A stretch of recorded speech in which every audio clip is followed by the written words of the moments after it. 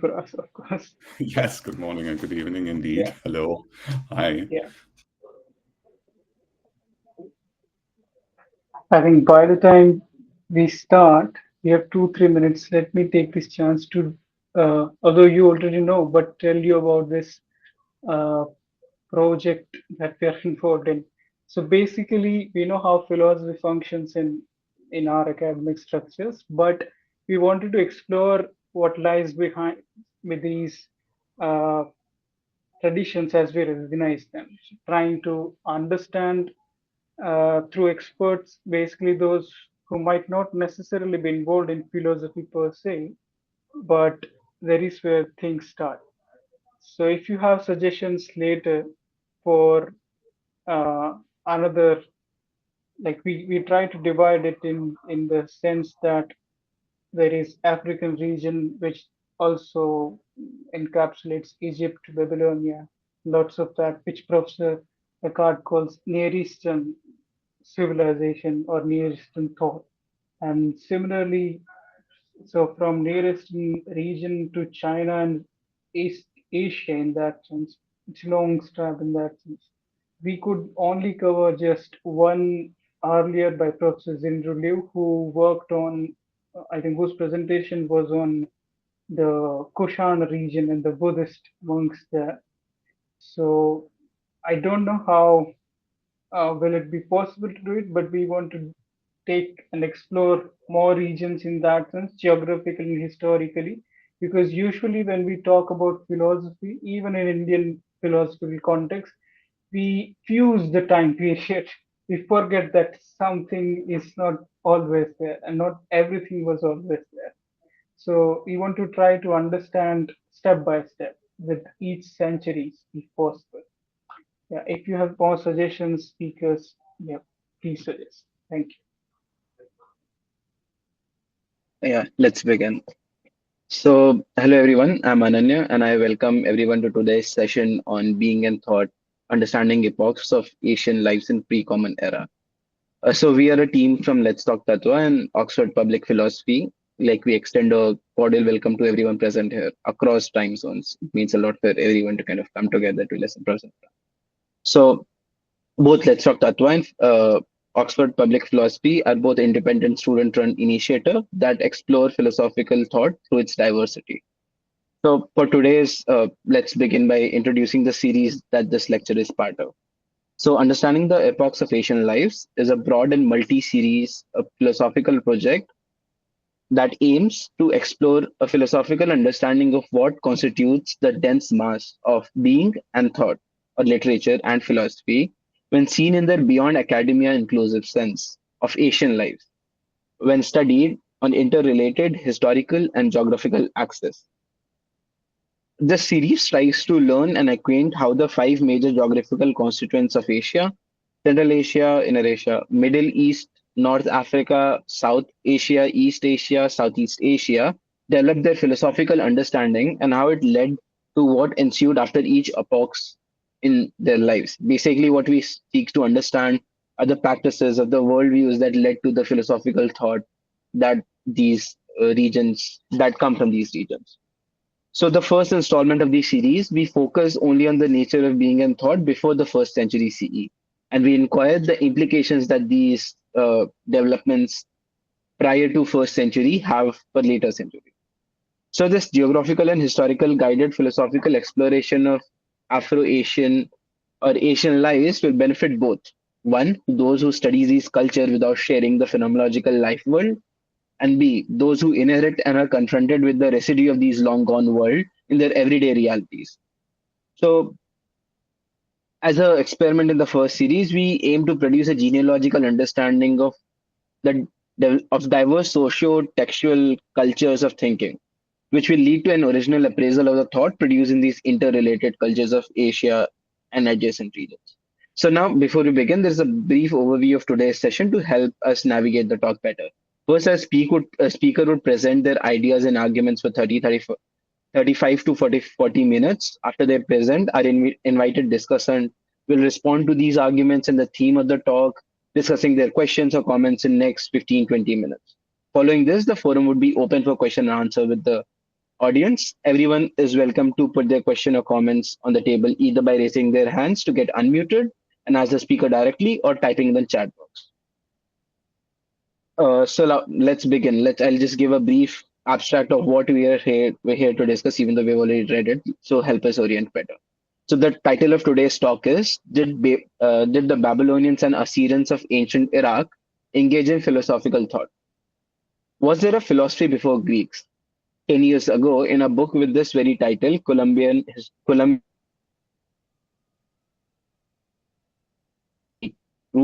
I'm sure I'm butchering the pronunciation, but answered the question quite emphatically in the affirmative, drawing on the era of discourses, literary, legal, lexical, and divinatory, accessible to modern scholars through clay tablets inscribed in cuneiform writing, when the Mieroop was posited the existence of a Babylonian epistemology in pre-Greek times that had all hallmarks of philosophical thought.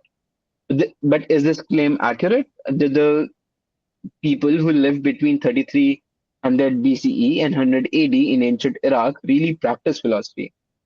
There's a risk of defining the term too broadly, so that it would essentially include every act of reading the tea leaves or writing down some random list. A very narrow definition, in contrast, risk excluding all modern thinking not rooted in Greek philosophy.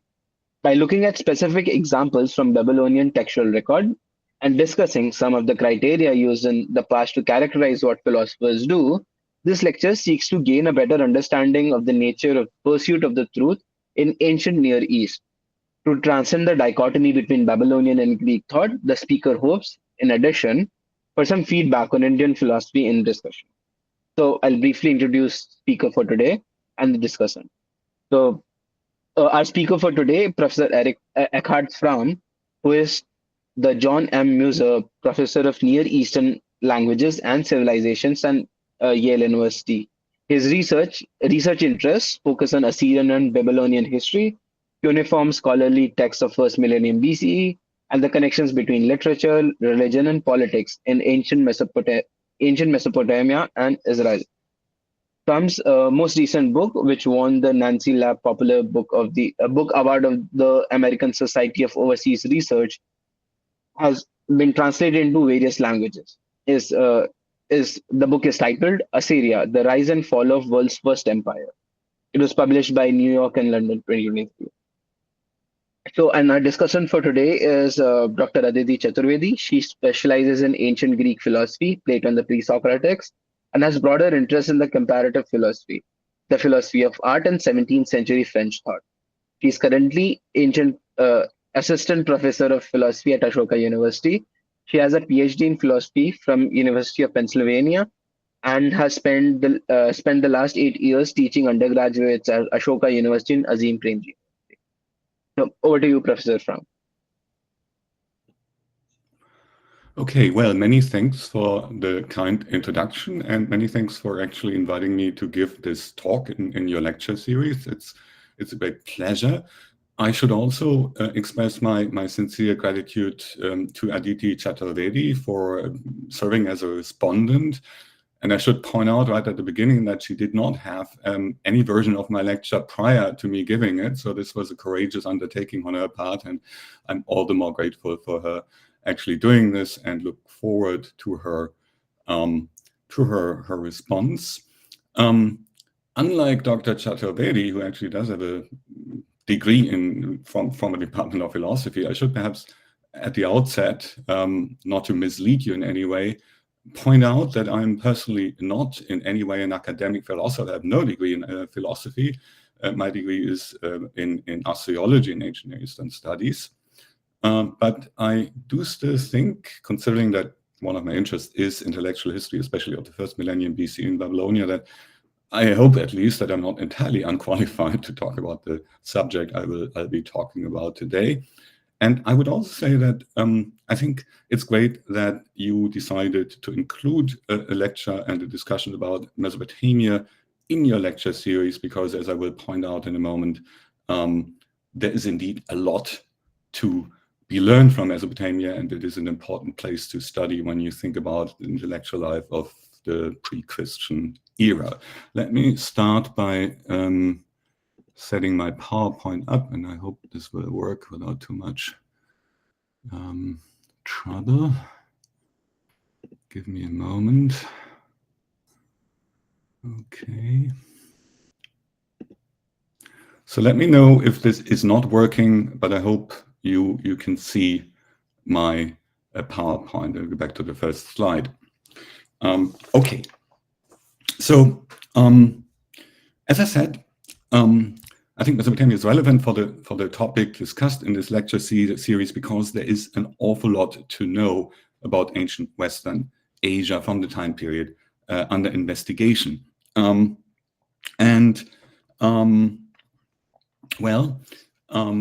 Perhaps to introduce the topic, it may be useful to give you a very, very, very basic outline of the geography and the timeline we are dealing with here. Where are we and when, from which time are the sources I will be discussing? We are here in Mesopotamia, the land between the rivers. This is the meaning, the Greek word Mesopotamia, the rivers being the Euphrates River and the Tigris River, flowing through Turkey, Syria, and the modern Republic of Iraq. Mesopotamia is largely identical with what is now the modern Republic of Iraq, with Babylonia in the south. Cities such as Uruk and Babylon mark this area. You can see it here on the slide. Uruk, we will talk about Uruk in a moment, in the south. Babylon a little bit further to the north. And then around the modern city of Mosul, you have the land of Assyria with Nineveh directly opposite of Mosul, and the ancient Assyrian capital of Ashur further downstream, the Tigris. On the right of my slide, you have an overview of some of the major periods of Mesopotamian history. And if I were to get into detail here, we would still be sitting here together at midnight Bombay time. So I think that's not going to be particularly helpful. Let me just say that the period I'll be covering will begin in the 4th millennium BCE with the so-called Uruk period, linked to that city of Uruk in the south that I just mentioned. I will focus in particular on the times when the great empires, the Neo-Assyrian Empire and the Neo-Babylonian Empire, were flourishing, that is in the 1st millennium BCE. And I will end in a way with the Parthian period until essentially the 3rd century AD, so that we are covering really a very, very substantial period of time of actually more than 3,500 years or so. Mesopotamia is well known for a number of fundamental inventions, if you wish, innovations, inventions that have changed the history of the world in a global way in very important ways. One is agriculture, which came into being in the Fertile Crescent, of which Mesopotamia was a part, towards the end of the Holocene, so beginning in 10,000 BCE or so. Here you have a photo taken in 2016 of a date grove in Babylon. But this is actually another invention that is more important for the topic I'm going to cover here, and that is writing. Writing was invented around 3,300 BCE. The exact date is still debated, and most likely it was invented, the writing that was used in Mesopotamia, that is, it was invented in the city of Uruk, to which I've already referred, which you can see here on the right, a plan with the outlines of the city walls and the major temples and administrative buildings in the center, and those very buildings are also shown in this plan on the left. And it is in those buildings that some of the very earliest texts from ancient Mesopotamia were uncovered by archaeologists. So writing was invented, it is usually assumed, writing was invented independently of each other only 4 times in the history of the world. In Mesopotamia and in Egypt around 3,300, in China around 1250, in the New World in 500 BCE. The Indus Valley writing system is often assumed to have been inspired by Mesopotamian cuneiform, but that's actually not entirely clear, so you might want to actually add that. Mesopotamian writing had one very important advantage, so to speak, at least for modern scholars, over other writing systems and their media. And that is the fact that in Mesopotamia, people were actually writing not on papyrus, not on leather, or any other perishable materials, but instead on clay, as you can see on the two slides here, one showing a very early tablet, another one a much later one. And clay is essentially indestructible, even if it is not fired, and often either deliberately or by accident, the clay tablets from Mesopotamia were actually fired. But even if it isn't, even if it is just sun-dried, it actually survives. It's not perishable, and so a lot of these tablets from ancient Mesopotamia are actually known to us. The one on the left is one of the very earliest ones. It's an administrative economic text from Uruk from 3100 BC or so. The other one is an example of the Gilgamesh tradition, famous flood tablet from Nineveh. Altogether, we have some 600,000 or so clay tablets and fragments housed in museums all around the world. Many more are still to be uncovered. Many are probably not recorded, so that it's probably not exaggerated to assume that the number of texts available in some way at this point amounts to 1 million or so. They were written in different languages, but two languages were particularly important. That's the Sumerian language. That's the earliest language used in ancient Mesopotamia, an isolated language for which no cognates have been identified so far, hence more difficult. And the Babylonian language, which is fundamentally also identical with the Assyrian. These are two different dialects of one and the same language, which was used especially well in the second and first millennium for the literary and scholarly texts I will be discussing with you. This is a Semitic language, so it's related to Arabic and Hebrew and other Semitic languages, and hence was easier to decipher and analyze than Sumerian. One particularly famous library from which many ancient cuneiform texts derive is the library of Ashurbanipal in Nineveh from the 7th century BCE. Ashurbanipal was an Assyrian king at that time who was very fond of writing. One would, strictly speaking, have to say that there were more than one library. On the right, you have a plan of the different locations on the citadel of Nineveh where tablets from Ashurbanipal's libraries were found. On the left, you can actually see, that's quite interesting, that this tablet is not only inscribed in cuneiform, impressed with a stylus onto the wet clay, but there are also signs inscribed in ink that actually give us the name of Ashurbanipal as the king who owns that tablet. And here we have that very king in the act of fighting a rampant lion. Don't try that at home. But what is particularly remarkable here, I would say, is that he is depicted here, even while engaged in such belligerent acts as this one, he is shown with a stylus or two styluses tucked into his belt. So these styluses were used for writing, and again, we can see here how enormously important writing actually was for this very Assyrian king. So we have an enormous amount of material, and it would therefore be tempting to assume that we also have philosophical writings. And I will engage with this question of whether there was philosophy in Mesopotamia in a moment. But let me perhaps first sort of say something about the perception of Mesopotamia in, well, ancient times and also in modern scholarship with respect to this question of whether there was philosophy in Mesopotamia or not. When we look at introductions to world philosophy, it's interesting that usually Mesopotamia actually is not represented. That applies to many books, and it also applies to this otherwise very impressive podcast series by Peter Adamson, who is a professor of philosophy at the LMU in Munich, Germany. And this is the main page of the podcast, of the homepage of the podcast. And you can see on the top that there are all sorts of periods and civilizations that are covered, starting with classical Greek, so late antiquity up to early modern, and also included is China, is India, and you can see here there's an episode in the Bhagavad Gita, actually, that's Africa even, but not Egypt and not Mesopotamia.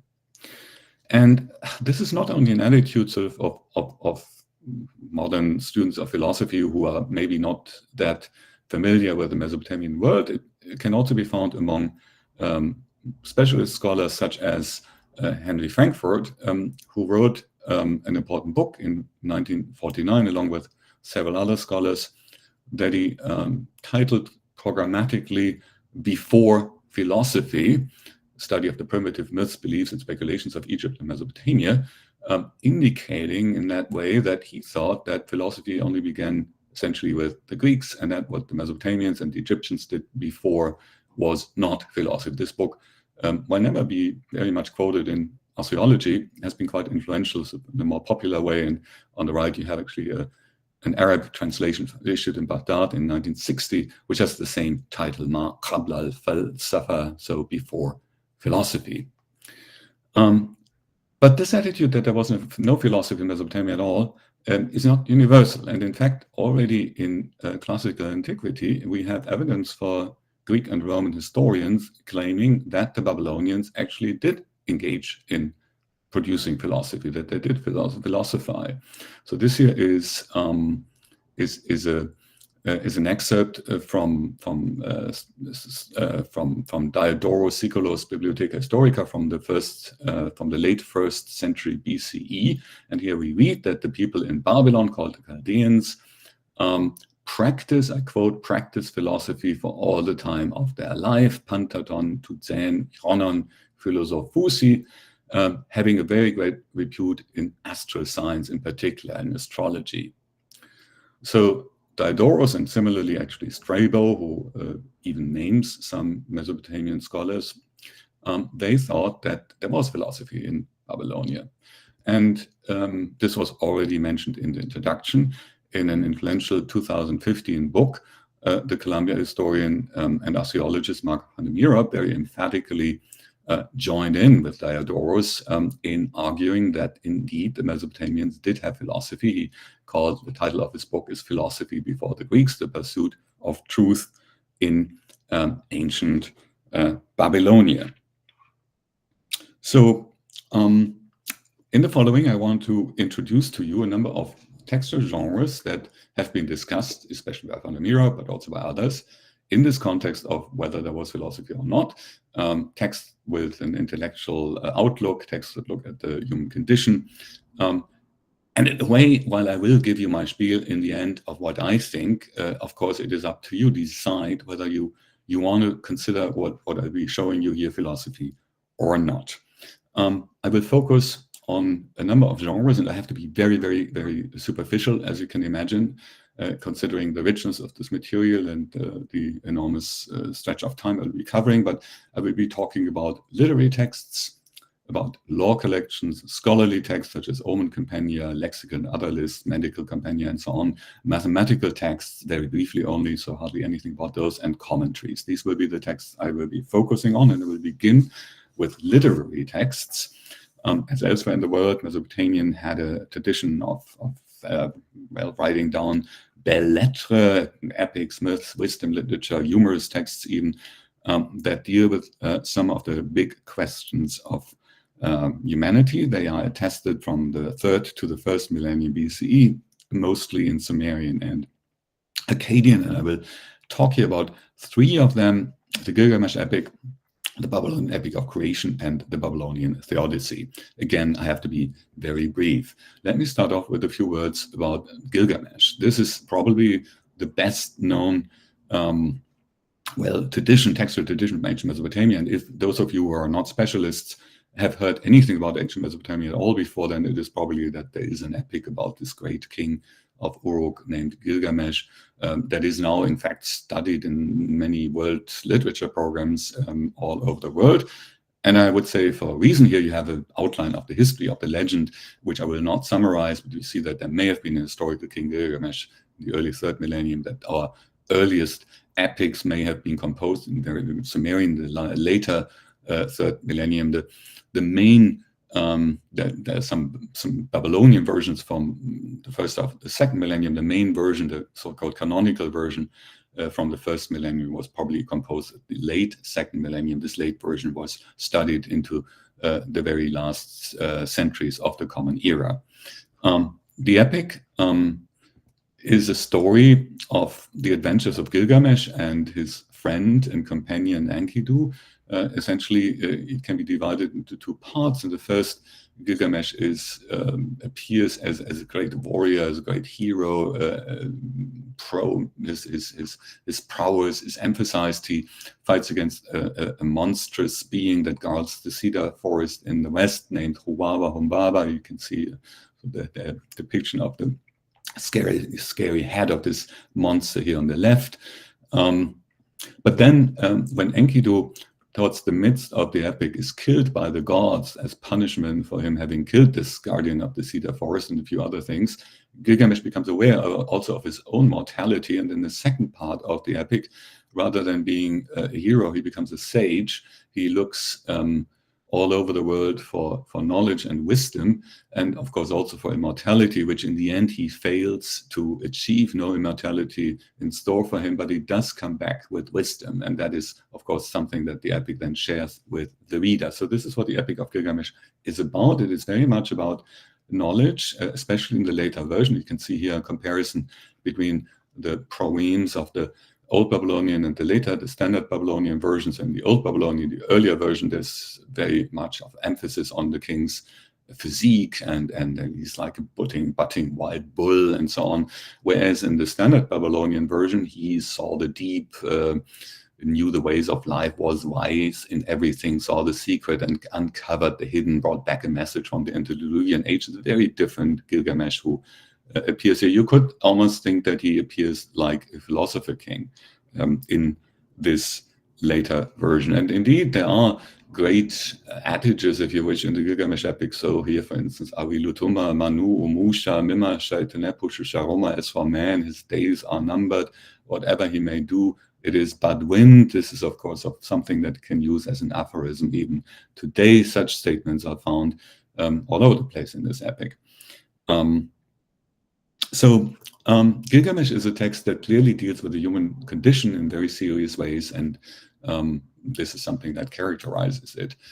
The next epic I want to talk about, the Babylonian epic of creation, deals with big questions as well, but in a much more political way, even though it is set in the world of the gods and begins with a theogony, how the gods came into being through sort of within the primeval age. It is primarily then about the battle of younger generation of gods led by the Babylonian god Marduk against those earlier deities, especially against the female primeval deity named Tiamat. So it's also conflict between generations and genders and sexes.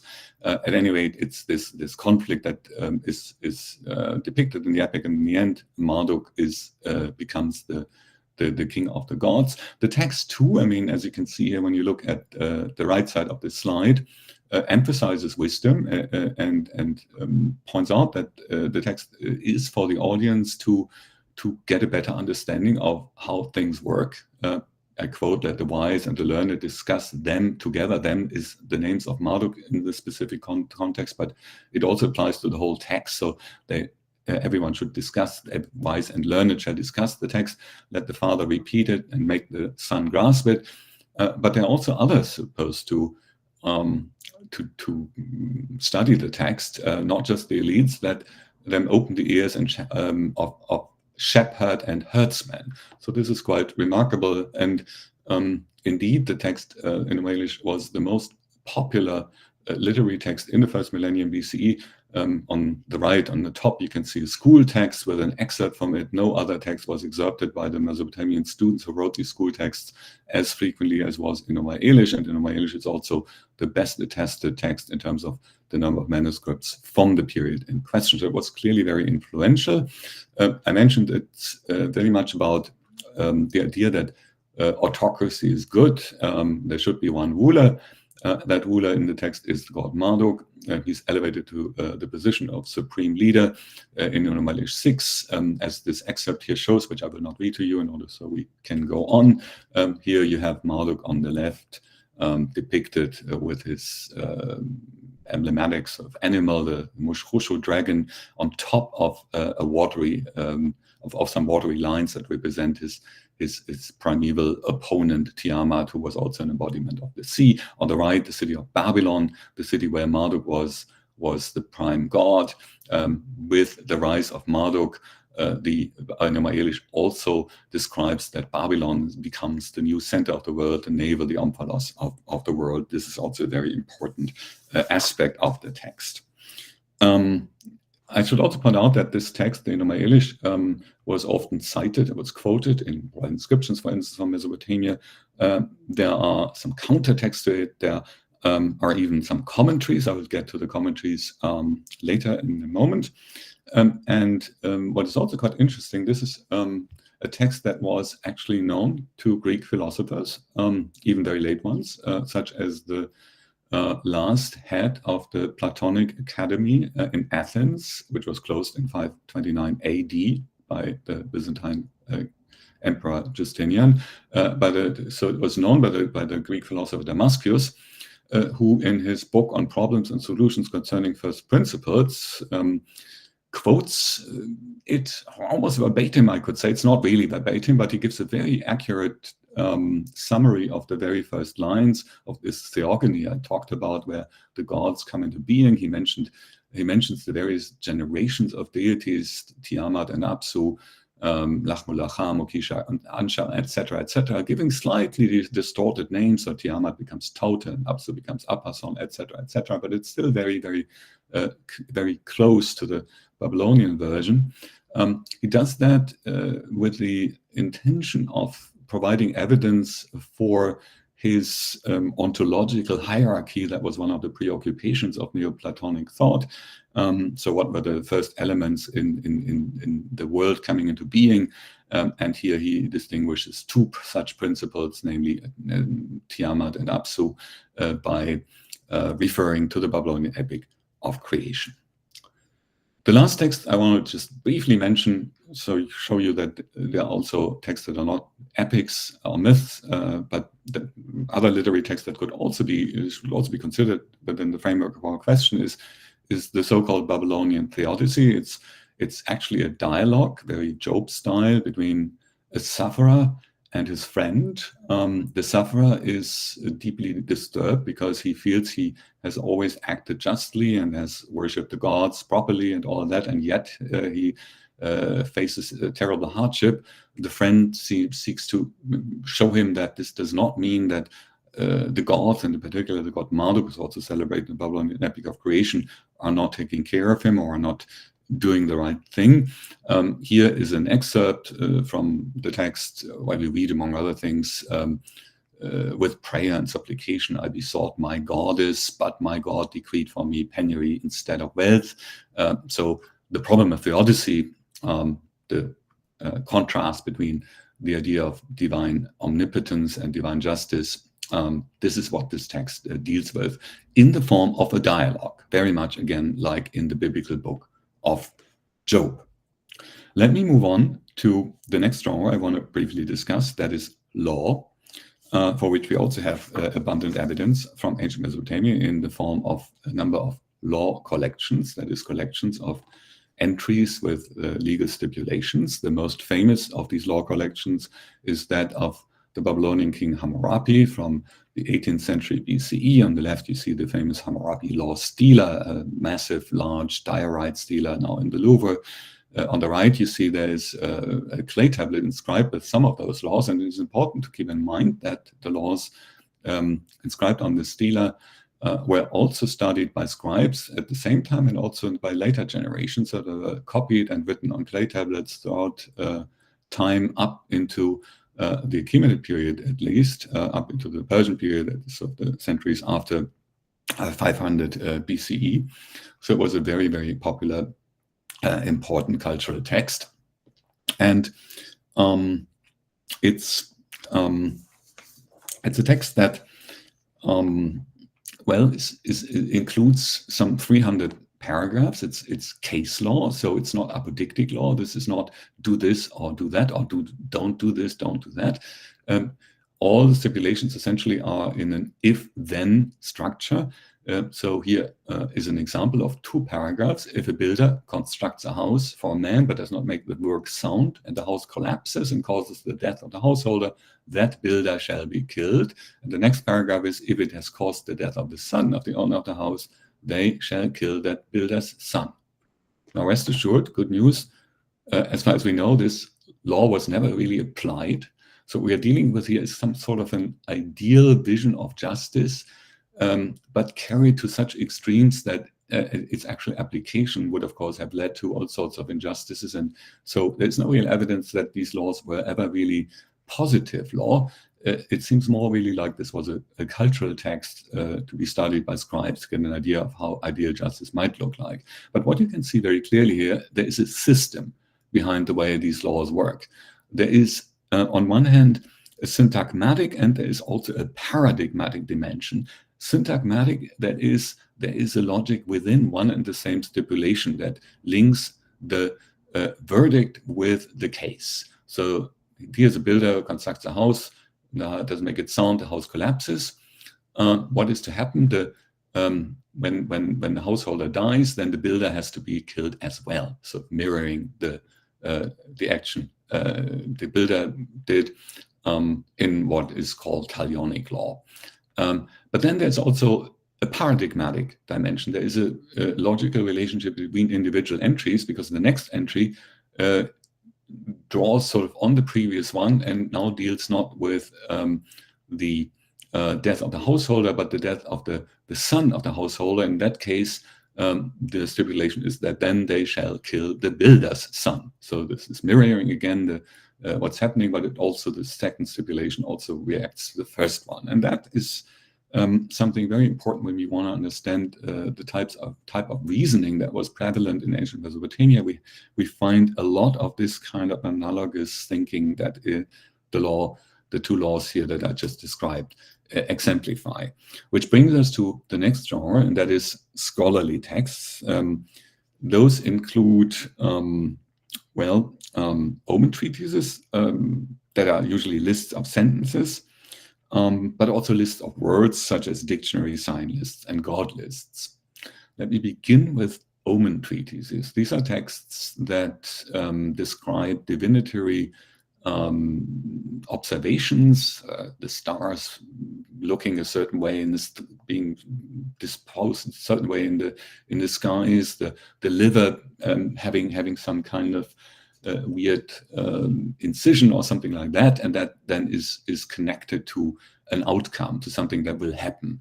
You have different types of divination. I don't really need to get into detail here. This is not really relevant for us. Instead, I'd rather show you again an example from an old Babylonian text about liver omens. This is from the first half of the second millennium BCE, where we read the following: if the liver has two fingers, the fingers are part of the liver that is the liver of the sacrificial lamb, I should say, that is slaughtered, and then an extispicy expert, a priest who does this type of divination, inspects the liver, and whatever aberrations he finds, he then identifies meaning this and that, so he interprets them as having a specific meaning, and he gets the interpretations from these long lists of omens that describe such correlation. So if the liver has two fingers and there are 7 splits, pilshu, and some other things, then this is an omen of King Naram-Sin, 3rd millennium king of Akkad, who marched against Apishal, made a breach, and captured Rishada, king of Apishal. The next entry, this is not the next here in the text, but the next here on the slide, if the naplaston, that's a groove on the liver, is like the cuneiform sign but, and you see how the sign looks like on the slide, the man's wife will have illicit sexual intercourse. In these two omens, you can see again the kind of logical reasoning that is typical for Mesopotamian thought, this analogical reasoning. But here it's based not on the kinds of analogies we've seen in the Hammurabi laws. Instead, it's based on a logic grounded in language and writing. So in the first example, because there are 7 splits, and the Akkadian word for split is pilshu, the outcome, the meaning is of this omen that a king is marching against the city of Apishal, which also sounds very much like pilshu Apishal, and made a breach in its wall, pilshu, breach, and thus conquered it. So the correlation is based on the similarity of the fabric of the very word pilshu. And then the next example, I would at least say it's probably based on the shape of the sign, but which is this horizontal wedge followed by a hole-like additional wedge. You don't have to be a Freudian to see the symbolic meaning of that when you look at the outcome of the omen in this case, which is illicit sexual intercourse.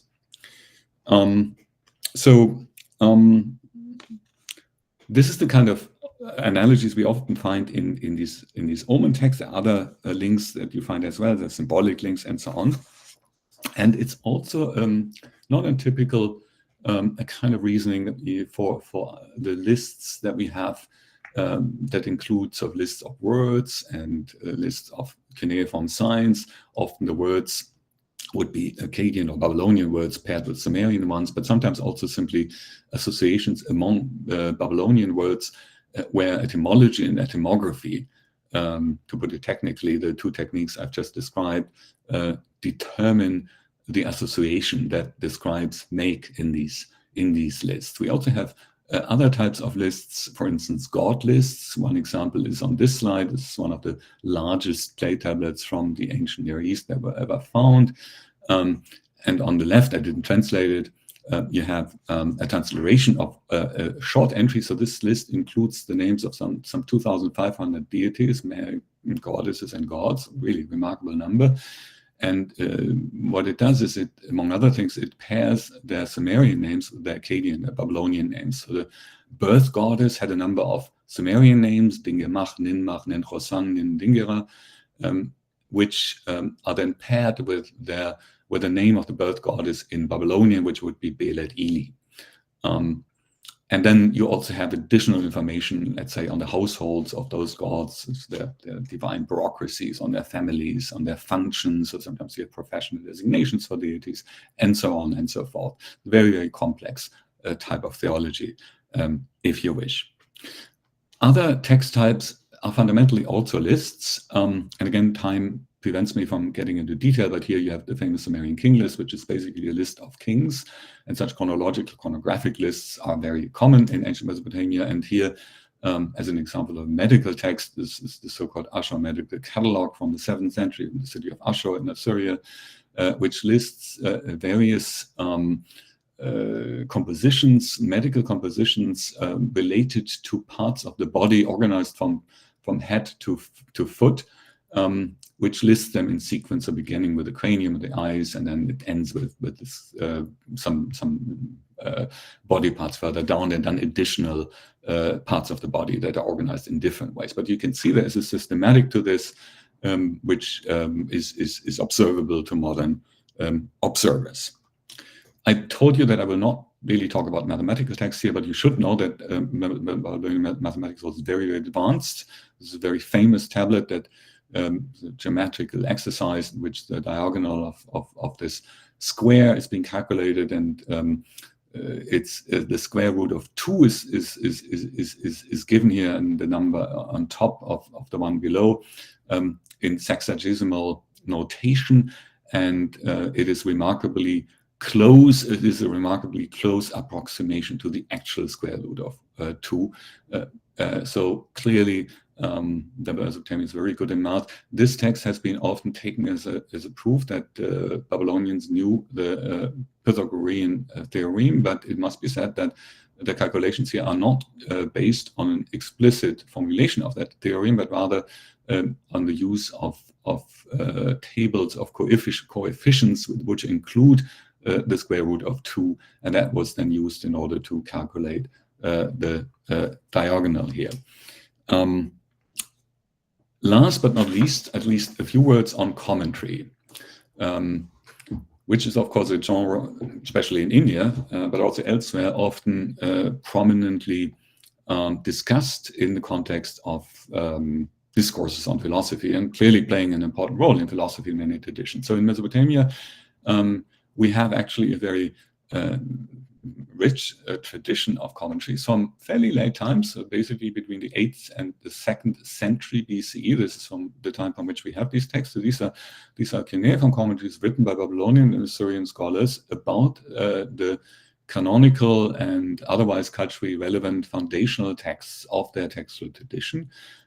We find a number of hermeneutical operations with specific goals in them. One is simply to provide synonyms for difficult words and expressions. So here, imtachatz, which means he will beat, is explained as someone will start a fight with him. But we also have more sophisticated explanations that seek to create additional layers of meanings, similar to what you find in rabbinical scholarship as the distinction between pshat, the literal interpretation, and darash, sort of freer type of interpretation. So in this instance here, for example, these are astrological omens. We have an omen that reads, if the moon is early, eclipse is at dusk. It's an eclipse for the king of Akkad.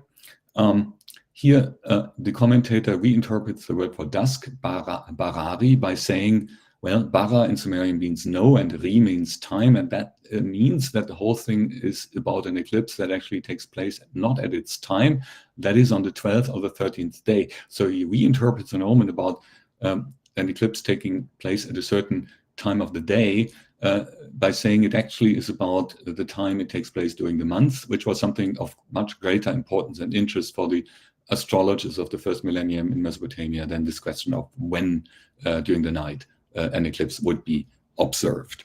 One thing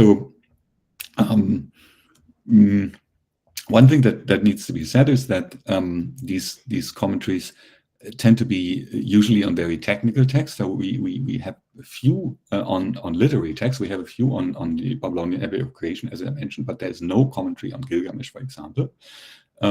You can also see from the entries I just discussed that these commentaries are very atomistic. So they just excerpt individual words and explain them, or short phrases. They rarely discuss longer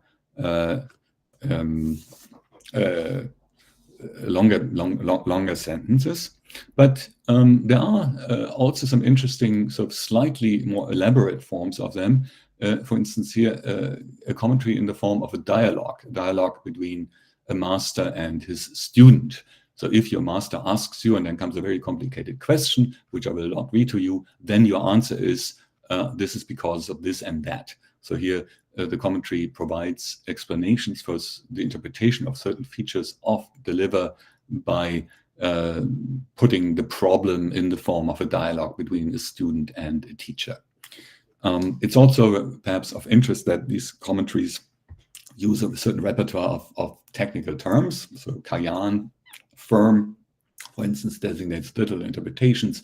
Sha'ikbu, literally what it says, precedes quotations from a base text and is in fact semantically closely related to the term shet ne'emar that we find in Qumran and later rabbinical commentaries on the Hebrew Bible. And others that I will not get into here. So we have these technical terms. That is something that also I think needs to be stressed. Now, let me, as I come to my conclusion, let me go back to the initial question then. I mean, is this philosophy? Can we consider the text that I have now outlined in the previous minutes? Can we consider these texts to be examples of philosophical discourse? When we look at the various genres I've discussed again, discussed before, when we look at them again, and we start off with the literary text, I think we can say that clearly, yes, they do address the big questions that are often typically something that philosophy is engaging with. So the human condition, death and life, and so on, the good life and the divine justice. These are topics undoubtedly extensively dealt with in these literary texts.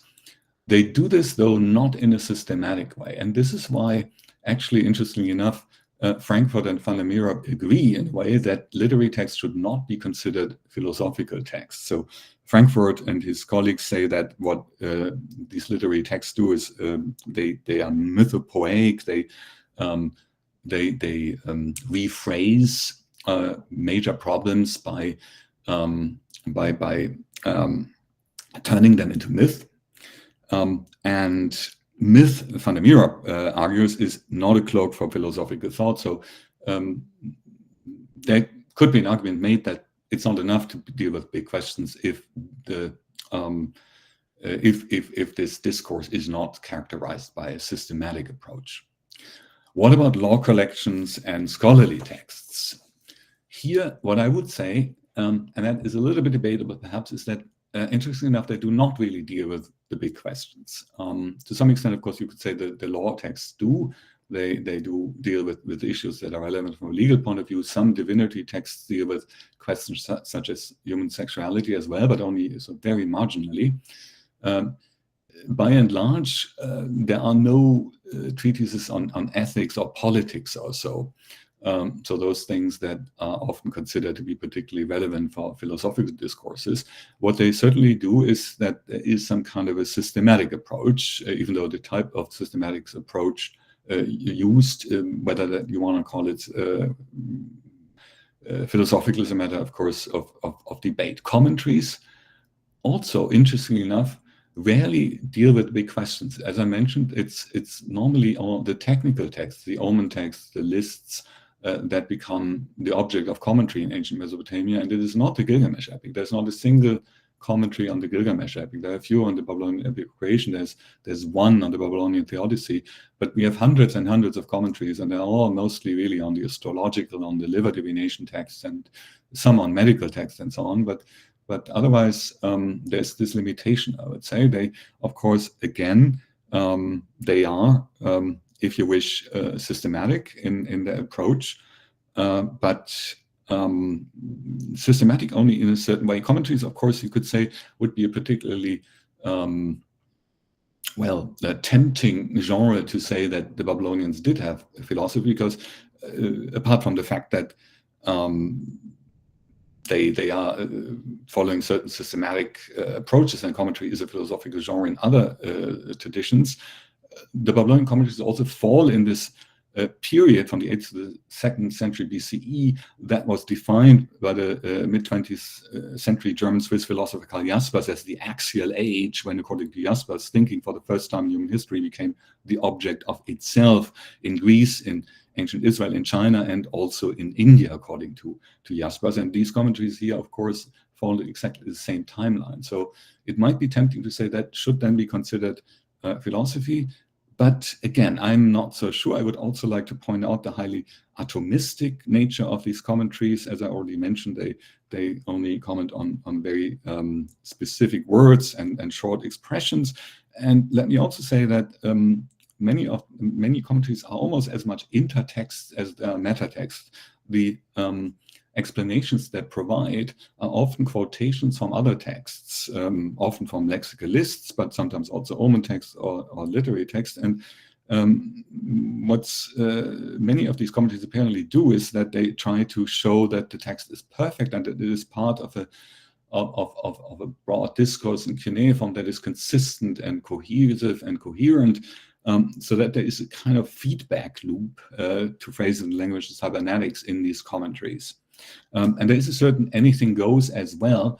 For instance, here you have a word in an omen text that means, in that very context of the omen text, Shakisha, the king of the world, and several commentaries dealing with omens in which this king of the world appears.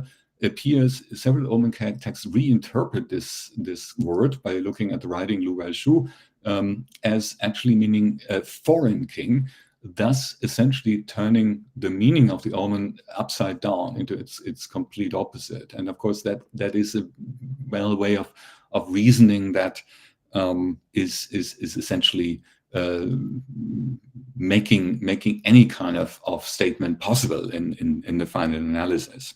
So I would say there are two things that one needs to perhaps consider when thinking about this question of was there philosophy, and perhaps take into account as making such claims a little more doubtful. And that is, on one hand, that there is a kind of overabundance of hermeneutical possibilities, something that the Hebrew Bible scholar James Kugel has defined as omnisignificance, this thing that, as I showed with the commentaries, you can essentially find meaning in everything, and sometimes totally contradictory types of meanings in everything, which is very much in contrast to the way the Greeks did it, where over time logical reasoning led to the development of a number of restrictions, of logical restrictions, so that certain conclusions were simply no longer legitimate. And that is not something really find in the Mesopotamian record. It reminds me a little bit of the pruning of the synapses of the young child. Of course, it's always precarious to use metaphors and biological metaphors in particular, when dealing with ancient civilizations and civilizations in general. So be aware, I use it really only as a metaphor. But the metaphor as such, I think, is kind of apt. And then there are certain limitations as well. As I mentioned, there is outside of Babylonian literature no real engagement with the big questions. The texts that are systematic in nature are usually of a very technical nature, so omen, medicine, astronomy, but not ethics or politics. There is no real second order thinking, so there is no meta discourse in a way that would, for instance, deal with questions of how one is to come to valid conclusions in the first place. There is no sentence-based reasoning in a way, apart from the very short if-then sentences that we find in many of these treatises. There are just these lists. Now, lists have received a lot of positive spin in recent scholarship.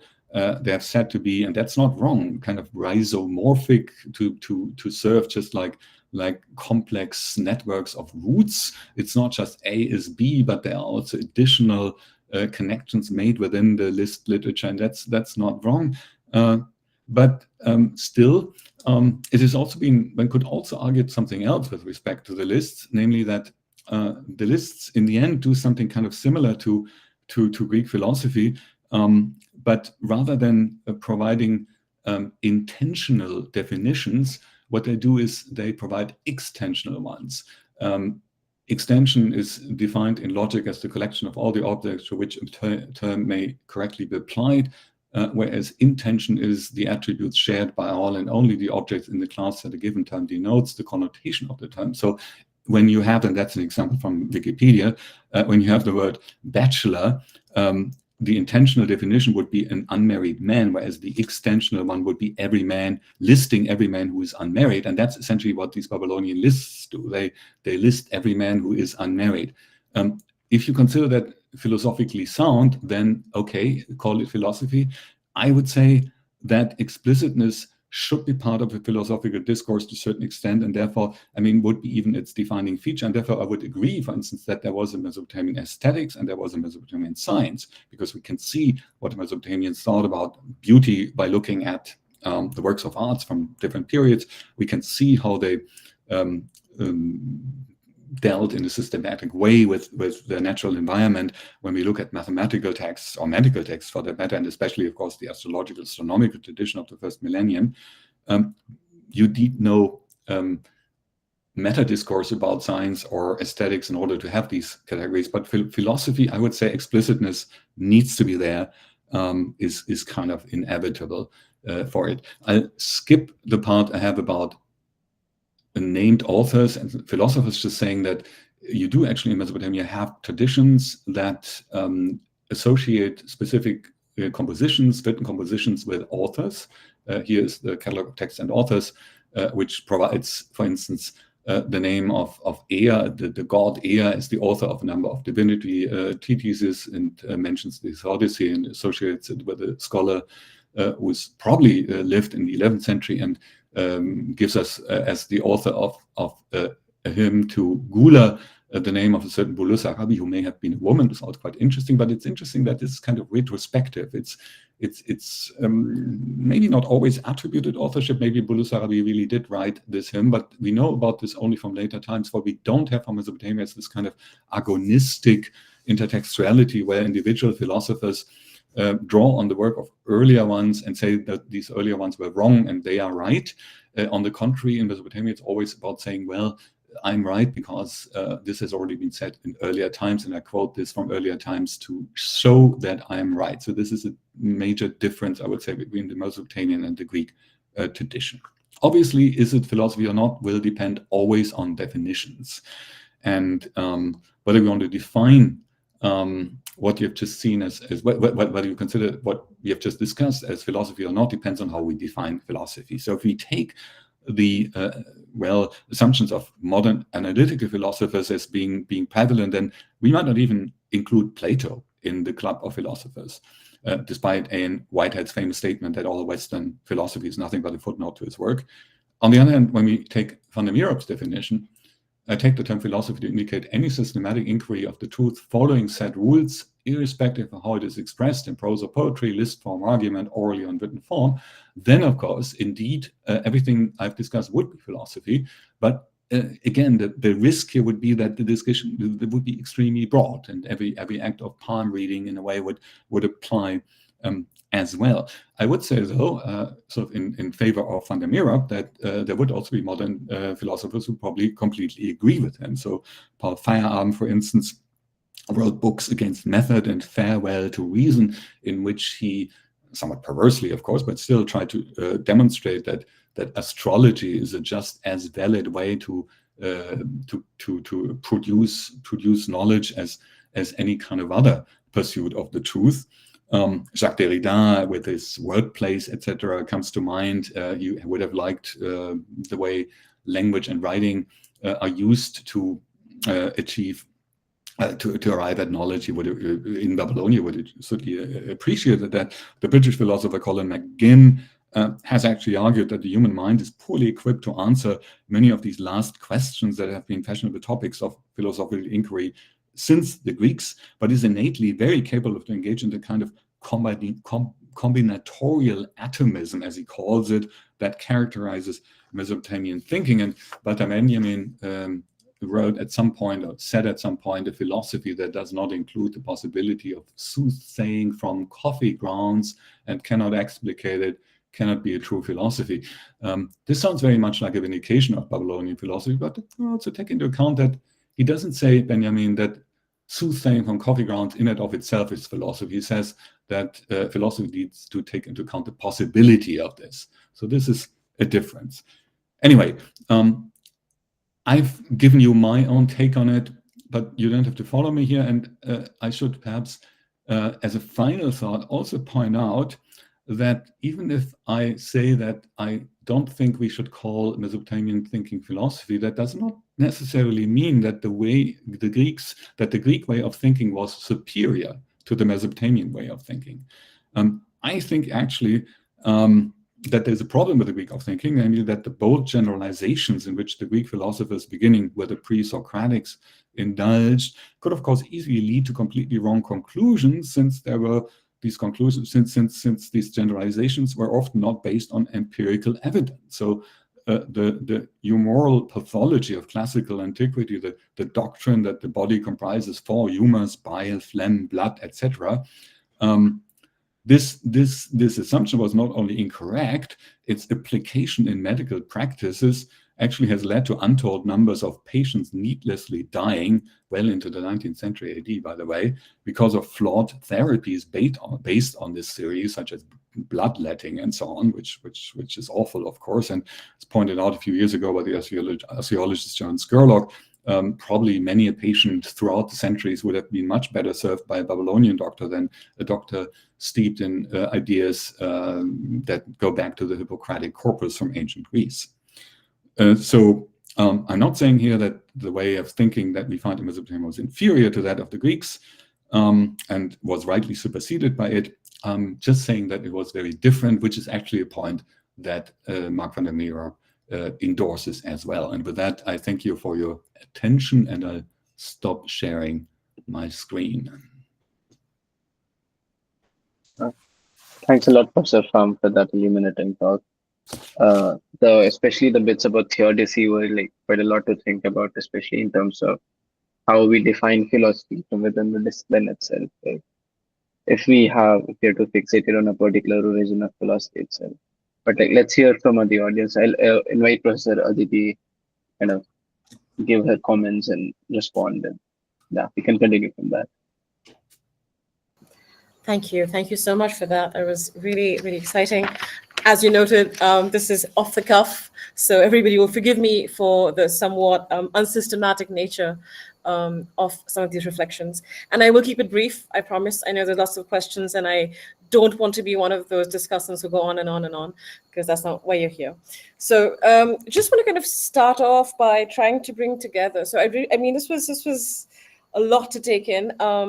So I think just in terms of the criteria for what you, at least just want to check first of all, I think this is what seemed to me to be the criteria of philosophy, which you kind of brought up to talk about why one might be a little skeptical about calling some of these texts, some of these works philosophical. Right? So you mentioned systematicity. You mentioned tackling big questions. You brought up the issue of omnisignificance and how that in some sense might preclude philosophical activity proper. I think somewhere within that was the idea of kind of an absence of self-reflection, kind of self-awareness, kind of self-conscious philosophy, which one sees, of course, later on, but didn't seem to be the case in these texts. This kind of absence of meta-discussions, and kind of this absence of agon, right? This absence of a kind of contest, of arguing, of discussing, of debating. And so, I mean, what's really interesting about this is I think that this exact set of criteria that often come up even within Greek philosophy, broadly speaking. So again, this is, I mean, I know nothing about your field. This is, so I'm just going to speak mostly as a Hellenist. There've been a lot of debates about, especially these categories of the pre-Socratics, the first Socratic, are they, philosophers properly speaking? Does philosophy kind of begin with them? This kind of, this moment of naturalism that breaks abruptly somehow from this kind of mythopoeic tradition that comes before them, isn't philosophy properly speaking? Similar issues on the Indian side, right? So if you make a sharp kind of dividing line between the Vedas and the Upanishads, where the Vedas are kind of these, more ancient, mythic wisdom texts, not really philosophy properly speaking, and then you have these commentaries on them, and here's where philosophy begins, because you have argumentation. Of course, the worry there, right, as with the Greek side, for example, is that many of these features of philosophy really formalize, well, Aristotle is largely responsible for a lot of this, but also, of course, Plato and later commentators, right? So to some extent, what's difficult about answering this question is, and again, you mentioned this at the end of your talk, right, is whose standards do we use, right? So we can't use the standards of, say, contemporary philosophers, because as you say, we would write out much of the history of philosophy by those standards. So then do we perhaps use standards that are internal to those traditions themselves? I guess the trouble there is, what do we do if if those traditions don't have standards internal to them about what counts as philosophical inquiry? So I think on the Greek side, for example, and I'm very much on the side of people like, say, Glenn Most, who want to argue that Hesiod and Pindar, are as much, and Homer as much philosophy as, say, the pre-Socratics and, people after them. So I think when one's doing Greek philosophy, you don't just begin with, I don't know, Thales or the Milesians, but generally you begin with Homer. That is the place to begin. And even though, of course, Homeric and Hesiodic writing lacks many of the features which we've, or at least you've kind of, mentioned could be considered as markers of philosophy, properly speaking. So I guess one thing I'd be curious to hear more about, I mean, is there any kind of, I mean, of course there isn't the word philosophy, but also in the Greek world, the word philosophy isn't often used. So it's not just a question of lacking the word for it, right? It's pretty late. But is there any sense of what makes up a kind of unified inquiry? So, for example, on the Greek side, you hear, I mean, one of the reasons for including Homer or Hesiod or whoever is that they refer to each other, they respond to each other, right? You have the pre-Socratic philosophers responding to the epic poets, right? You have them writing even in epic forms. So there is this awareness of a kind of a continuity of something shared that's going on. But I guess what's helpful there also, or maybe possibly problematic, is that we've kind of decided that here's philosophy, and the philosophers include these folks, so these folks also count as philosophy. That's typically how the arguments go. From the text that you showed us, right, it seems I'm not sure what standard we'd use, right? So how would we even go about answering the question? And if we go about it the way Van der Mieroop does, I do see your worry about this being a much too broad, or maybe just broad enough conception of philosophy, which is, I suppose, the other big problem is what do we lose when we have this overly Catholic conception of what philosophy is, right? So do we need to have gatekeepers? Do we need to say that this is philosophical and this isn't philosophical, properly speaking, right? Well, I'm not sure that was terribly funny, but all right, I always try. In fact, so I was just a couple of things. And again, this is me talking about something that I'm not at all equipped to talk about. The last time I visited Yale, I saw this old Babylonian clay tablet that I was very struck by, that I end up showing to my students at the beginning of every year. And it's this lament of a father to his son who's learning the scribal arts. And he's telling him, don't you know how lucky you are to be learning the scribal arts? You don't have to toil in the fields. You don't have to work so hard. Don't you realize what a good deal you have of it? And I've actually used that and thought about it kind of in the broader context of a kind of philosophy of work and different conceptions of labor. Now, I mentioned that to say that yet another way of thinking about philosophy, we don't have to have as broad a definition as any kind of systemic inquiry. But but again, there's perhaps the worry about this also being too broad, right? But something that does present a worldview, some kind of ordered worldview, a set of values. One can kind of go the other way and talk about ways of life and say, so even if there isn't kind of self-conscious, systematic thought about the big questions, is there some, nonetheless, some coherent, some consistent notion of how one ought to live that one can get from these texts, right? So I'm particularly curious about the literary texts that I think lots of people are happy to not consider properly philosophical, but which do nonetheless represent often kind of consistent, coherent systems of thought. And I would also, again, this is just turning into, I think one of the reasons why I was happy to do the discussion is because to myself, I thought this is my way to jump the queue for Q&A. So I get to ask all my questions, which is, perhaps not what the point of this was, but this is what I'm ending up doing. I'm also curious. So there's two other things, right? So the idea of omnisignificance, right? And so I'm just I wonder, especially when one thinks about the ways in which, say, in the Greek world and the Indian world as well, when you think about either, say, how the Stoics are responding, say, to Homer or even to Heraclitus or the Alexandrian philologists, you have this similar kind of attention to the meaning of words. There's a certain kind of philosophical hermeneutics, and I'm wondering, is there, again, I don't know, is there a reason why this in itself can't be a form of doing philosophy?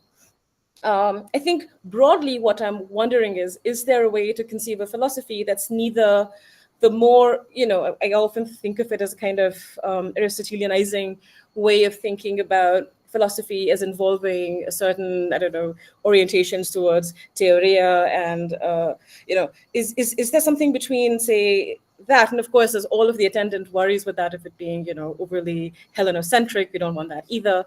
But you have similar arguments actually in different philosophical traditions. So yes, I guess the two things that I really I'm curious to kind of hear more about, and I was left wondering. One is, of course, what's at stake. So what do we lose? Do we want to gatekeep philosophy? And I think they're kind of good reasons. There are good arguments on both sides of that. And the other is there a way between these two ways of thinking about philosophy that then might make sense to consider some of these texts as possibly philosophical? So lists, for example, right? There's a case to be made that lists may seem extremely unphilosophical, but if you think of them as ontologies, as ways of ordering, explaining the world, or cosmogonic myths, for example, if you think of them as they're not just random arrangements of facts, there's a choice being made, there's a selection process. So it does, in some sense, it is a kind of ontology, which is, of course, philosophical. So is there a way one might do that? And I guess also, last question is, of the different genres that you brought up, do you think that all of those are equally vulnerable to the worries that that you have about seeing them as philosophical? So do you think that some of them, is there a stronger case to be made for any one of them, or is this not a question of genres? Is this a question of just kind of across all of these texts? There's a case to be made that these aren't properly philosophical. But I just want to maybe give you the space to answer some of that before we get to Q&A. Yeah, many thanks. This was really great and very insightful. And again, that you did it without actually having my presentation before was very impressive. I'm glad you were at Yale in the Babylonian collection. If you ever come back, please let me know in advance. I'll give you a tour and I'll have a coffee. It's an incredible collection. It was there 7 years ago. Yeah, it is a great collection. Yeah, no, that is true. Yes, you made a number of really valid points, and I should be the one to apologize for having been too long, and I'm sorry for that. I didn't write it all down, and it's always hard then to keep track of time. So I would have much rather listened to you a little longer, and instead of speaking for almost an hour. Anyway, that's where we are. So let me then at least now not spend too much time on my response, I would say, and rather give others a chance. I think what you said is very valid, and fundamentally, of course, completely correct. That we are stuck with this question of how to define philosophy, and it depends on how we answer that question. If you want to include certain things within Mesopotamian tradition and also in Indian or Greek tradition in this category. So yes, most pointing out that the dialogue character of Plato, and I think that's why he compares it to tragedy and so on. He has this more expansive view, and of course this is very interesting and a very smart way of approaching it. And it's absolutely legitimate to do it. It really depends on how you understand the term philosophy. I am very glad that I'm not in the department of philosophy. I'm in the department for Near Eastern languages and civilizations. So for my own personal, professional life, the question is not vital, but it is obviously vital for someone like you who has a degree in philosophy. So you need to somehow come up with a definition, which I have to say, having now given this talk and having prepared it over the past couple of days, I find indeed very hard. And I have used a more restricted definitions of in the hope that more restriction in terminology gives you greater clarity, but I hope I've also made it clear that the thought that is implicitly present in the texts that I've discussed is sophisticated, and that this was certainly a very, very advanced civilization. This is not so this calling this primitive thought or something like that is entirely inaccurate. You're right about lists having all sorts of additional functions besides just equating A and B. That's what I briefly alluded to when I said that some have used the term rhizomorphic, so root-like entanglement of relations, and in an epic like the Babylonian epic creation at the very beginning, where you have various watery masses, sweet water, salt water, mingling with each other, and then deities with names related to space and time emerging from this. Of course, again, you have kind of an implicit natural philosophy almost, reminiscent of the pre-Socratics with their obsession with finding prime matter in water or fire or whatever it is. So it's not phrased in this abstract way, but as you say, I mean, and that's of course an interesting point, the pre-Socratics often didn't phrase it this way either. And it is perhaps really, especially with Aristotle, to a certain extent with Plato, but then even more so with Aristotle, that is something that then really changes. And there is, however, also a reason why Aristotle and Plato become these great founding fathers of this field in the Western world. So I would be hesitant of completely giving up this break. And I say that as someone who's a specialist not in Greek philosophy, but in Mesopotamian studies. So usually, of course, I would blame my classicist colleagues for all kinds of intellectual restrictions if they said, oh, only we had this, only the Greeks had this. But in this case, I feel like it's also important from our side to say that there is something new, that there is something different. One way, Mieroop, I don't think in the first chapter of his book, but in a slightly more recent article, deals with this, and it is an interesting way of dealing with this, even though in the end, of course, it's also again a matter of semantics, is to distinguish between the English word philosophy and the Greek word philosophia, and to say, okay, philosophy needs to be more expansive. It should comprise literary texts and lists and so on from other civilizations and also from the Western world. Whereas philosophia then would indeed be more restricted, and that would be the more systematic and Aristotelian, Platonic stuff. Now, as you say, I mean, I wasn't really aware of that, but it's interesting that you say it, that the word philosophia seems not to have been used a lot in ancient Greece either. So I don't know to what extent then this works. I would also say, of course, the fact that the Mesopotamians had no word for this does, in my view, also not settle the matter, because they had no words for all sorts of things. They had no word for mathematics, and they were clearly better in math than the Greeks were. So there are calculations they engaged in of the movements of the planets and the moon that are more accurate than anything the Greeks or Romans ever did, and was only replicated in Oxford, I think, in the 15th century or so. So claiming they had no math and no science, I think, would be incorrect. So this is what I would say about that. And I think I perhaps just leave it at that. You mentioned a few other things. The issue of omnisignificance. This is where indeed I think it's interesting to compare the Mesopotamian and the rabbinical tradition, which even institutionally may have certain links, or at least there are parallels that are actually quite pronounced. One thing I might also add is the one question, of course, one can always ask is, all we have is the cuneiform tradition, which from early on had a tendency to be rather traditionalist. So a lot of copying. Again, it's not true that they did nothing, but there are also new texts. But there is a strong emphasis, especially in the later periods, on vindicating earlier tradition. But of course, there must have been an oral tradition. These people met. Ashurbanipal, the king whose image I showed, describes how he met with scholars almost like the 12-year-old Jesus in the temple, and discussed with them the complexity of some of these omen theories. He mentions the penultimate tablet of the commentary on the liver divination series. So there must have been these oral encounters, like in the Midrash in the rabbinical tradition. There was the Beit Tupi, the tablet house, which is referred to in some of these commentaries, not that many. And in one of the school texts you mentioned this text where the student and the teacher are interacting. There are others, and one mentions, and they're actually really quite funny, and the teachers are all corrupt and the students are lazy, and so it paints an interesting picture of Mesopotamian schooling, quite kind of reminiscent of more recent pedagogical environments.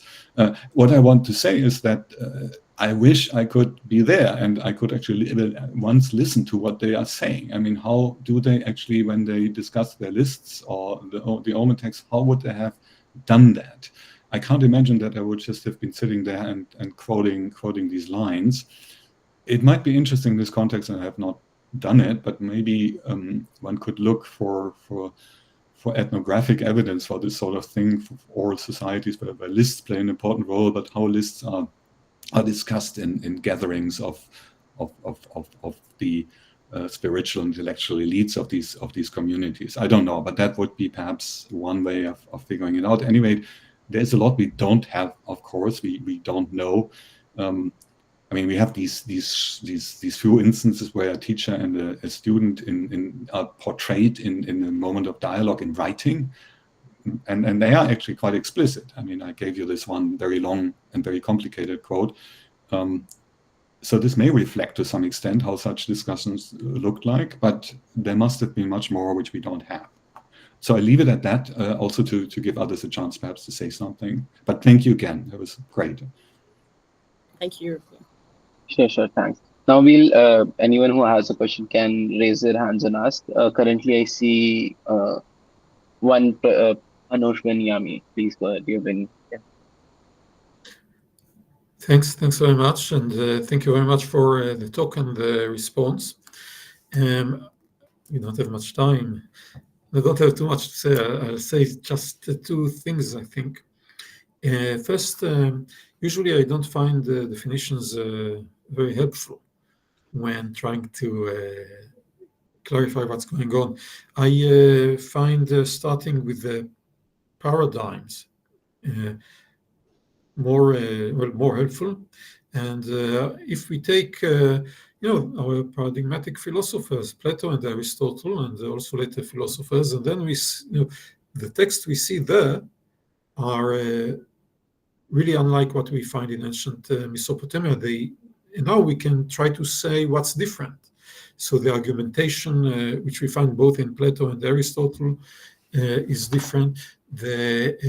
No authority to tradition, but authority to the argument is central to this tradition. And I think we find it explicit in Xenophanes, where he says that only slowly people discover the truth, and he rejects authority. So I think this gives more insight than definitions, which never work. There was this, what's his name, Wittgenstein, who wrote something about these things. And the second thing is we can compare the texts that with which we are familiar from Mesopotamia.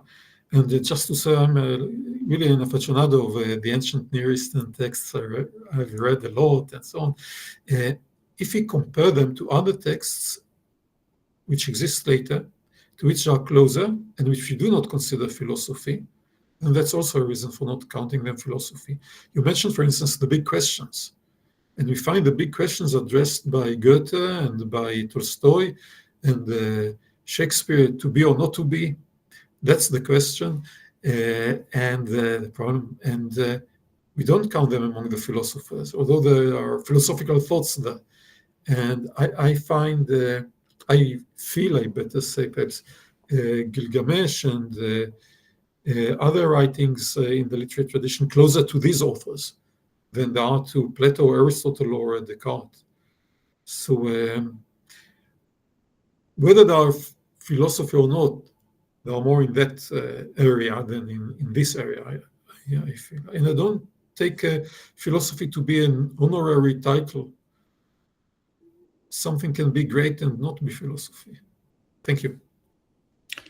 Thank you very much. And I fundamentally agree, without being able to claim as someone who is really more professional philosopher, of course, to actually know these later traditions. So one deficiency I have here, and which means that my own authority is also limited when it comes to this question, is that I can't claim that I know the Greek tradition as well as some of you obviously do, not to speak of other traditions in India and China also, or modern philosophy for that matter.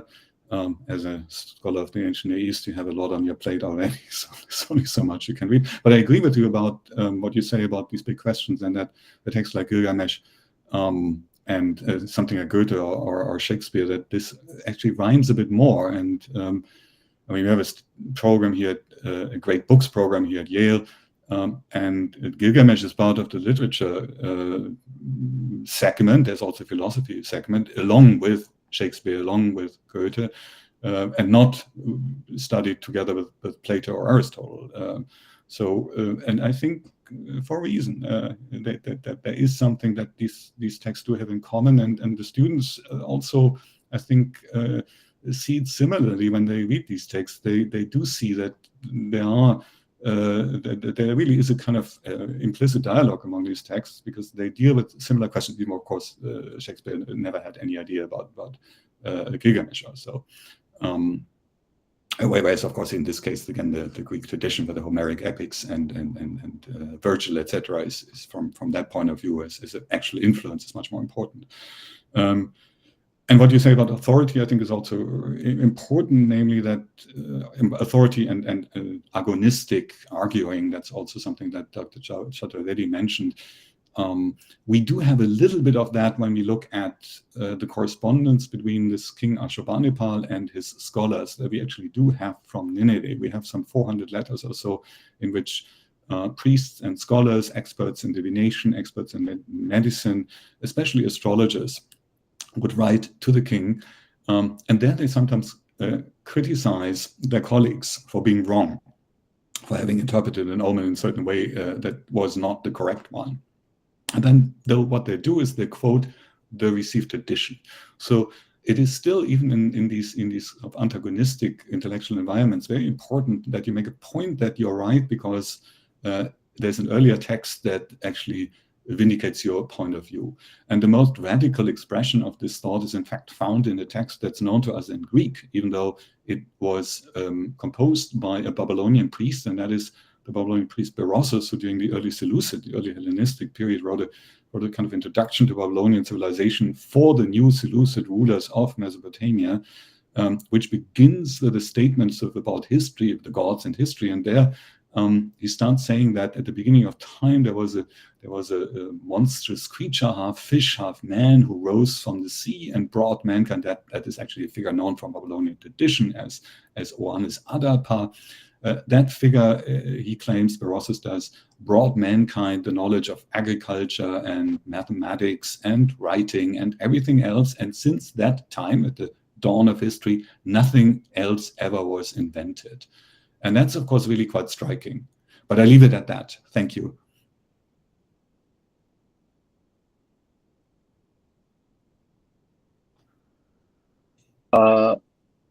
Yeah, Lauren, you can go ahead.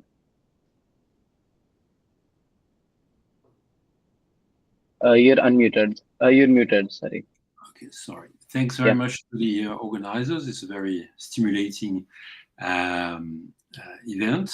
Thanks very much, Professor Frahm, for your extraordinary presentation, and thanks, Aditi, for the discussion, which was also very stimulating. I'm interested to know your thoughts, Dr. Frahm, on the disputations, the Sumerian disputations, which come from the 3rd millennium, which end around 1800 before our era. So they are really long before Aristotle and long before the Greeks. Civilizations, even long before Mycene, or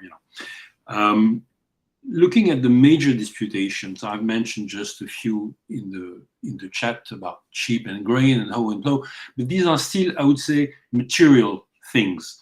There is one disputation which I like especially, which is the debate between winter and summer. The Sumerian people were very preoccupied with time. Days, weeks, months, putting on the tablets all the bloody details on. And this is really, there is an element in this debate of speculation between winter. Even if the arguments are concrete, for me, it's a paradigm of a speculative thought, because after the reading of this, then you could start speculate about a debate between autumn and spring, and which was not in the text, but so it gives you a frame for. I'm curious to know what are your thoughts on this form, knowing that after 1800, stopped the Sumerian debates, and we have Akkadian debates, but they are different in the content, different thoughts. So, thank you. Absolutely. Very good point. I should probably have mentioned them. I mentioned Babylonian theodicy as an example of a dialogue in that case between two friends about the question of divine justice. And I would say the disputations, the Sumerians as well as the Akkadian disputation texts are kind of similar in that way, and certainly as much relevant for the discussion as the Babylonian theodicy. Disputation texts, as you say, were really very important and popular throughout Mesopotamian history. They are attested from very early times onwards, originally in the Sumerian language, later in Akkadian. Some Sumerian disputations actually have an Akkadian version, so there's a long tradition. And yes, there is sort of an explicit discourse about the specific qualities of forces of nature, like or the seasons, and you mentioned summer and winter, the animals, and this is not, you could say, it's not necessarily systematic. It's in a way, again, if you wish, extensional, in the sense that you provide a lot of statements. Each of the two partners it's winter discussing with summer, it's tamarisk discussing with date palm, and each partner in these debates makes claims about their respective superiority. This is how they work. So they say, well, I bear more fruit than you do, and therefore I'm better, but my wood is better in order to build temples. This is the kind of thing that happens in these debates. So you learn a lot about the qualities of each of them. That's probably played an important role in schooling as well. And it's also a genre, by the way, I mean, there's some recent publications on that. That's very popular all over the world. It's one of these global genres. You find disputations of this type all over the place. Mesopotamia is just the place where the earliest ones are found. So I would say they are definitely part of the mix, but they don't provide anything like these intention definitions that say in one sentence the date palm is better because it is in this way, in this specific sense, preferable over the tamarisk. So I would still say, I mean, they're absolutely another example of the types of texts that we have that we could consider in this context, but they fall basically in the same category of reasoning. Thank you very much. Himanshu, go ahead. Yeah.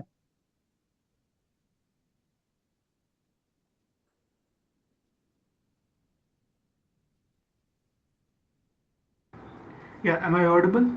Yeah, you're audible. Sorry, just a minute. Sorry, hello? Am I audible? Yeah, you're audible, Himanshu. Thanks. Thank you for the presentation and discussion, both of you, Professor. My question is about, so to take the discussion in a different direction, in a little bit different direction, Professor Aditi mentioned that, so instead of just definitions, we can also consider an orderly worldview, something which tells us about itself, right? Something which has been thought for, whether systematically or not. Now, I'll take an example of, the examples of listing and speculative thoughts in terms of its Indian parallels are already there. There are traditions listing fundamental ontological or ontic principles for that matter, but I don't know what do we make out of that, which means that I'll take example of mathematics. There are cases, and there are, to quote Professor Satyanarayana Kechansamy, he is saying that mathematics, as we know, is partly Indian, which means that if you trace back, the fundamental principles were discovered here, fine. But as we know, mathematics, learning what they call Indian mathematics, does it allow us to take or think mathematically in ways different from as it has been revealing itself in the current modern scenario, right? So if we think about the Babylonian or Mesopotamian civilizations or whatever they thought about their own lives, except from defining what they meant, do they also allow us to judge something about ourselves, which means our times, speculate ourselves in ways different from which we inherit right now? What we inherit right now, I think it might be debatable, but mostly we know the categories we think in are quote unquote Western or modern, let me say, in that sense. So to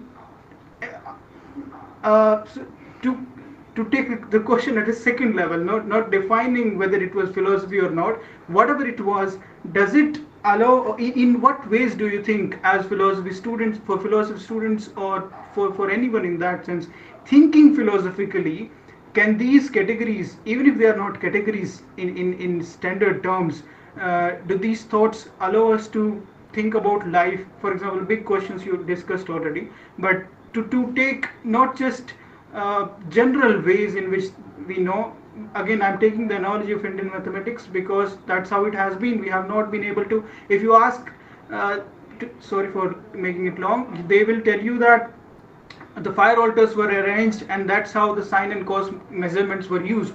Fine, but you are still using sine and cos measurements in the same way. You are not using them in ways different from the modern scenario.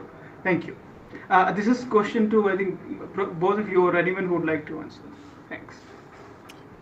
since I've spoken, I've answered the last question. I'm happy if Dr. Chaturvedi wants to start saying something about this. No, I think I would rather hear from you first, and then I'll see if I think it's okay.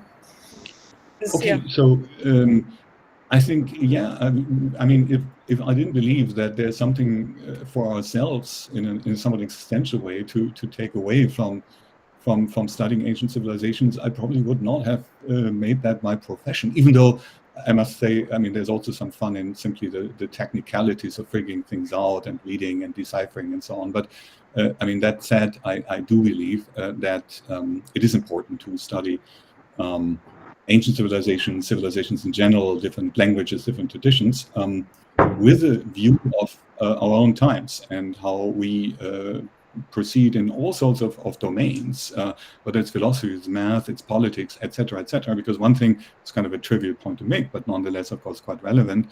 One thing that's clear, in order to understand the specificity of our own way of doing things and of thinking, we have no alternative but to compare it to others. I mean, how would we otherwise see that what we do is not natural, or so that is something that actually came about due to specific historical and cultural circumstances, and that in other places things were done differently and worked quite well nonetheless. I mean, if you look at the political, I mean, you can of course question the wisdom of the political systems of the ancient Near East, but one thing is clear. I mean, for some 3,300 years, there was an awful lot of stability in a way, even in prices. It's quite striking how prices over thousands of years don't really change. And whether it's good or not, it's different. And it gives us ideas about thinking about our own time. In the financial crisis, to give a concrete example, there was always this worry that debt forgiveness would be terrible and would lead to enormous repercussions.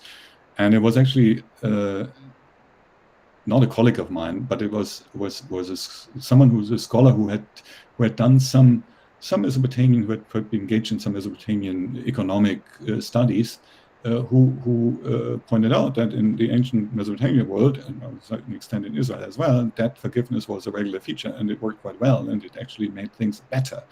And in the end, of course, this was, of course, taken during the debt crisis, and it did sort of manage to help work things out. So sometimes there are very specific applications. Usually, of course, it's not so specific. Usually it's a more abstract thing, but you mentioned mathematics.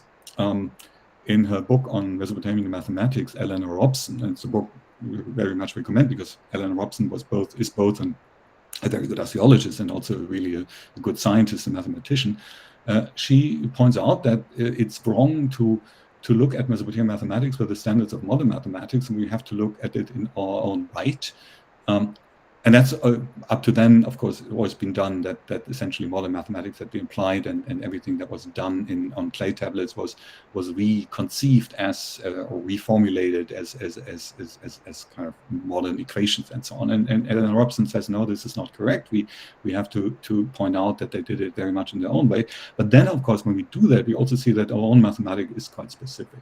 Now, this is not an entirely new point, and it is a point made in the past by very conservative scholars as well, I should say. So me being from Germany, what comes to mind here is Oswald Spengler, a rather problematic person, usually not necessarily quote, but he did make this point that civilizations have their very own trajectories. And I think he made it in ways that go too far. Essentially, he didn't believe at all in any kind of action and connectedness, which of course is not correct, and civilizations do not just develop in this kind of biological way of birth to death, etc. That's not, I would not subscribe to it, but I think he did have something to say about the specificity of these cultures that still applies.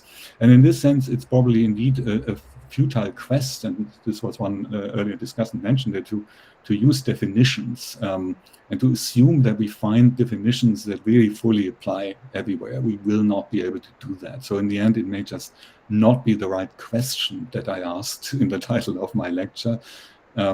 Whether there was philosophy or not, this is a fundamentally unanswerable question, I would say. So that's also what I take away from this now, having sort of heard what Aditi had to say and so on. Maybe this really isn't the way we should approach it in the first place, but that does not mean that these kinds of this kind of comparative thinking isn't helpful. I'm not sure I want to throw in the towel quite so easily. I do. So I think one can worry about the kind of necessary and sufficient kinds kind of analytic definition that, yes, certainly we won't have, but we can think of, and I think Hannah also mentioned Wittgenstein, mentioned family resemblances. One can think of a cluster theory of definitions. One can think of a set of activities which one associates with philosophy, and we say, well, if this activity meets a certain number of these, well, that's philosophical. So I think there's something between the very narrow kind of definition of philosophy and the kind of we can't define it at all. I think we can try, and I do. I mean, I am sympathetic, I think, in particular to the idea of let's not define this too loosely. I think there is a danger to that. So I think value to trying to come up with what this cluster might look like. And I think you also kind of gestured at how we might do this, right? We might in fact do this cross-culturally. We might look at different cultural conceptions of what philosophy is and kind of use that instead of just going with, say, the way the Greeks did it, or the way the Chinese did it, or the Indians did it, kind of look at these different civilizations, hard and possibly circular, right? But some shared intuitions about what we consider philosophical, and kind of use that to come up with some set of acceptable criteria, perhaps. I think. And as to the other part, I think I agree entirely with you, right? I think it's the value of this is it helps us avoid this kind of escalator view of history where somehow things have gotten better and better and better, and this is kind of where we are. It helps us avoid presentism. It helps us see the contingency of everything, as you point out, and imagination, right? I mean, if you want things to change, things to be better or improve, we need imagination. We need political imagination. We need other kinds of imagination, and these civilizations help us so much with that. It helps us see how things can be.